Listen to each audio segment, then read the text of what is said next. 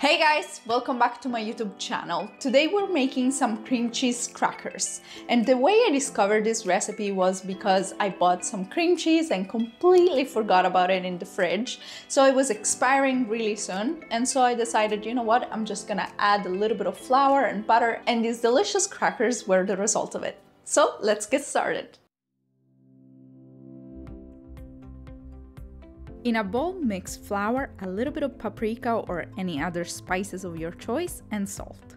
Then I add the cold butter and the cream cheese. I incorporate the ingredients with my hands until I get a smooth dough, just like this. Once it's ready, you don't even need to let it rest. Just flatten it out in a parchment paper sheet with a rolling pin, or if you don't have it, you could also use a glass bottle. Make sure that the dough is thin all the way through.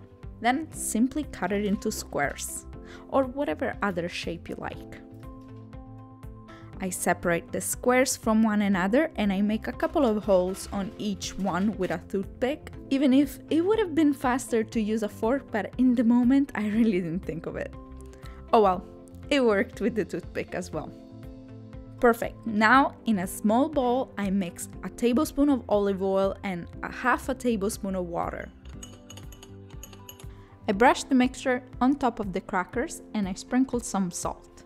Then they're ready to be baked in a preheated oven at 350 Fahrenheit or 180 Celsius for about 10 minutes or until golden.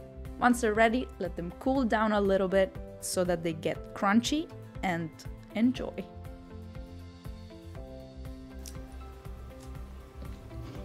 I love the texture that they have. Very flaky and buttery, and obviously you can taste the Philadelphia. They're gonna be amazing with like olives or any other appetizer. I strongly suggest you give them a try. And they're also super easy to make.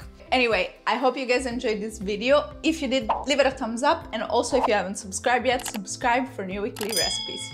See you next time.